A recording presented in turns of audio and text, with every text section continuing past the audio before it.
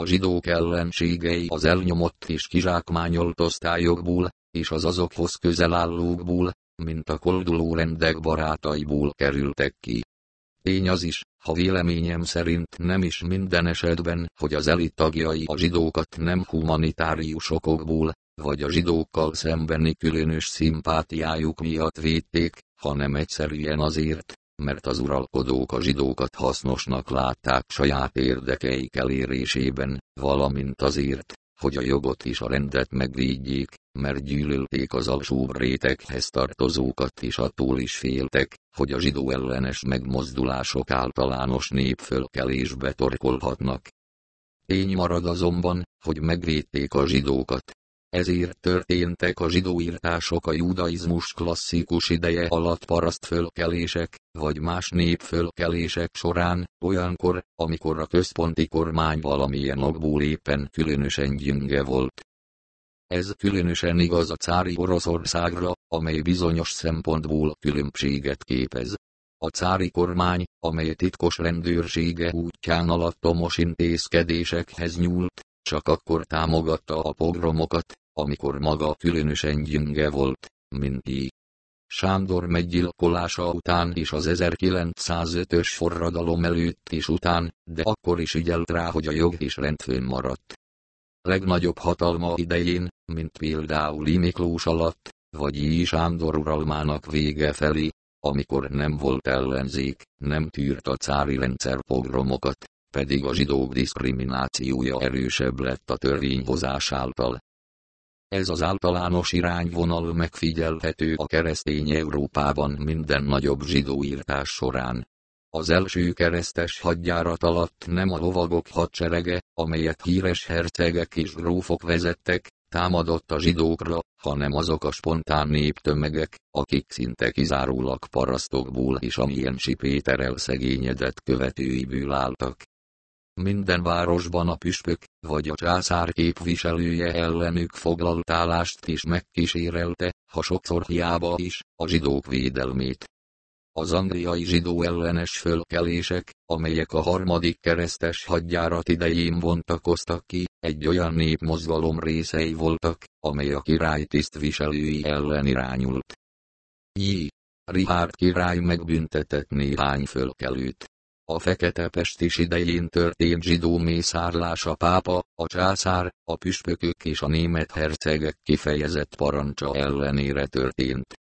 A szabad birodalmi városokban, mint például Strasbourgban helyi felkelések előzték meg a mészárlást, amelyek során az oligarchikus városi tanácsot, amely a zsidókat védte, elűzték és egy néphez közelebb álló tanáccsal pótolták azt.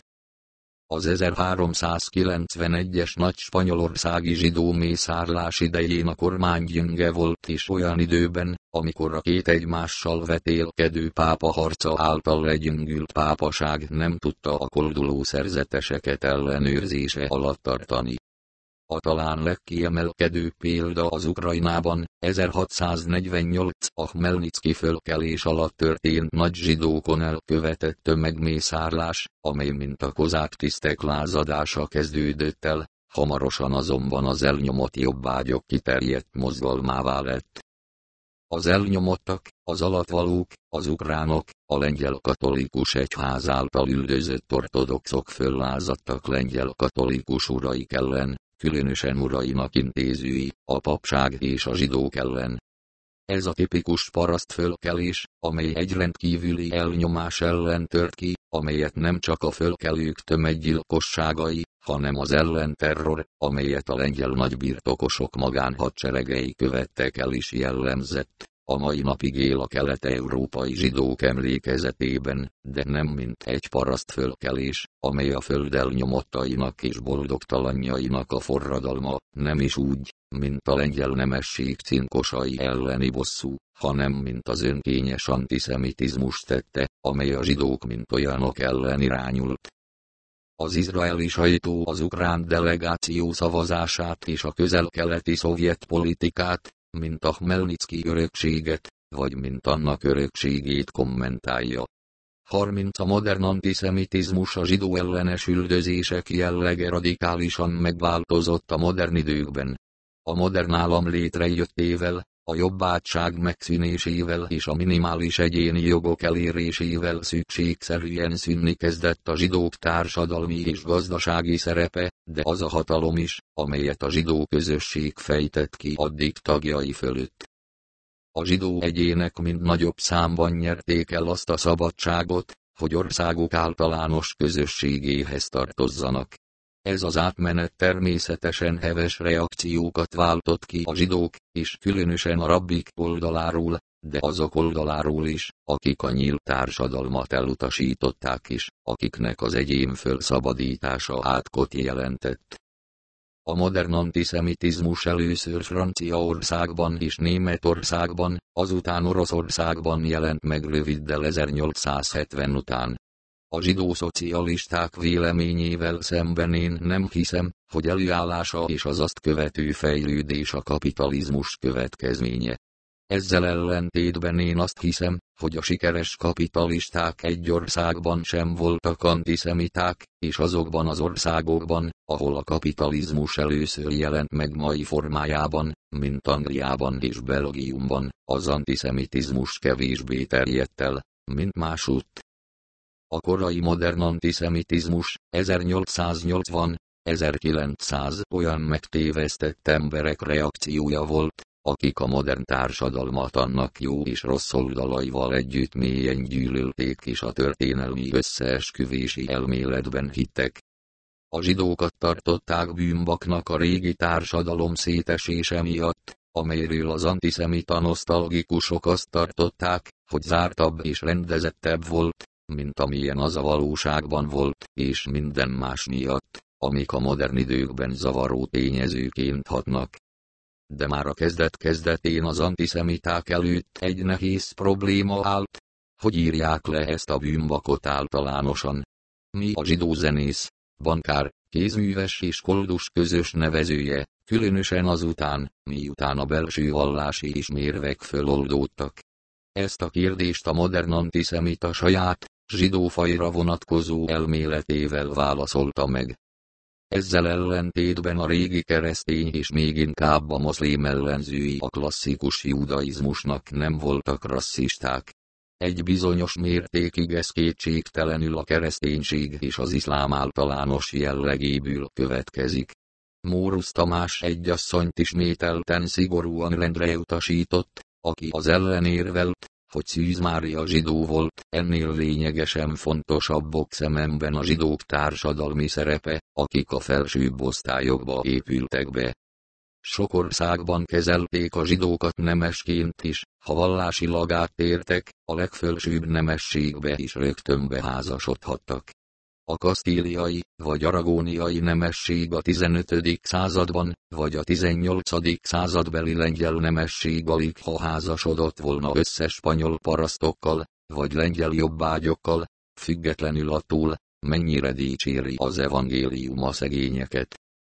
Éppen a zsidófaj modern mítosza, a rejtett, de állítólag domináns zsidó jellemvonások, amelyek a történelemtől, a társadalmi szereptől és bármi mástól függetlenek, a modern antiszemitizmus formális és legfontosabb megkülönböztető vonása. Ezt már néhány egyházi vezető is fölismerte, amikor a modern antiszemitizmus kissé erősebb mozgalomként lépett föl. Néhány francia katolikus vezető ellentmondott például annak a rasszista elvnek, amelyet Edouard Drummond, az első modern francia antiszemita és a hírhedt és elterjedt könyv, La France Juive, 1886 írója képviselt. A korai modern német antiszemiták is hasonló ellenállásba ütköztek. Utalok arra, hogy néhány fontos európai konzervatív csoport készségesen fölhasználta a modern antiszemitizmust saját céljaira. Hasonlóképpen használták az antiszemiták a konzervatívokat minden adandó alkalommal, akkor is, ha a két oldal alapvetően nem nagyon hasonlított egymásra. Drummondtól a legélesebben nem a Rothschildokat találta el, hanem a nekik udvarló főnemességet. Drummond nem kímélte a királyi családot, vagy a püspököket, sőt a pápát sem. Ennek ellenére a francia főnemesség, A püspökök és a konzervatívok szívesen vették Drummondot és az antiszemitizmust, és őt idézték a Dreyfus per idején, hogy ezzel a köztársaság rendszerét megbuktassák. Ez a megalkuvó szövetség gyakran jelent meg európai országokban a nemzeti szocializmus leveréséig. A konzervatívok gyűlölete a radikalizmussal és a szocializmus minden fajtájával szemben vakká tette őket politikai szövetségesük természetét illetően. Sok esetben szó szerint hajlandóak voltak az ördöggel is szövetkezni, és elfelejtették a régi közmondást, hogy nagyon hosszú kanál szükséges ahhoz, hogy az ördöggel legyünk. A modern antiszemitizmus sikere és a konzervatívokkal alkotott szövetség sok tényezőtől függött. A hagyományos keresztény-zsidó ellenességet, amely sok, ha nem is minden európai országban létezett, be lehetett fogni az antiszemitizmus szekerébe, ha az egyház azt támogatta, vagy legalábbis nem volt ellene kifogása.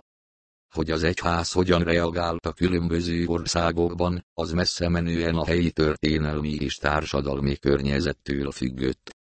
Franciaországban, de nem Olaszországban, Lengyelországban és Szlovákiában, de nem Csehországban erős irányzat volt az antiszemitizmussal való megalkuvó szövetségre. A görög ortodox egyház hírhedten hajlamos volt erre Romániában, de Bulgáriában ezzel ellentétes álláspontra helyezkedett. A református egyházak között a német ebben a kérdésben mélyen meg volt hasonulva. Mások, mint a lett és észt egyház antiszemitizmus felé hajlott, míg sok más, például a holland, a svájci és a skandináv egyházak az elsők között ítélték el az antiszemitizmust. Másodszor az antiszemitizmus az idegenellenesség tipikus kifejezése volt, a vágy egy tiszta, homogén társadalomra. Sok európai országban az 1900-as évtáján, és még nem sokkal ezelőtt is a zsidó volt az egyetlen idegen. Ez különösen áll Németországra. A német rasszisták a 20. század elején épp úgy gyűlölték és megvetették a feketéket, mint a zsidókat, pedig akkor szinte nem voltak feketék Németországban. A gyűlölet hamarabb koncentrálódik a jelenlévőkre, mint a távollevőkre, és különösen akkor, amikor tömegturizmus még nem volt és a legtöbb európai országát béke idején nem hagyta el. Harmadszor a konzervatívok és antiszemiták szövetségének sikere fordítva volt arányos ellenségeik hatalmával és képességeivel. Az antiszemitizmus legkövetkezetesebb és legsikeresebb ellenzői Európában a liberalizmus és a szocializmus erői, történelmileg ugyanazok az erők, amelyek különböző úton módon a hollandiai függetlenségi háborút, 1568-1648, az angol forradalmat és a francia forradalmat támogatták. Az európai kontinensen a legfontosabb megkülönböztető jel a francia forradalomhoz való viszony. Durván fogalmazva, akik pártolják, azok ellenzik az antiszemitizmust, akik sajnálják ugyan, de elfogadják, azok nem nagyon hajlanak az antiszemitákkal való szövetségre, akik gyűlölik azt, és hatásait is meg akarják szüntetni, azok alkotják azt a környezetet, amelyből az antiszemitizmus származik. Mégis élesen meg kell különböztetni a konzervatívokat és reakciósokat az egyik oldalon és a tényleges rasszistákat és antiszemitákat a másik oldalon.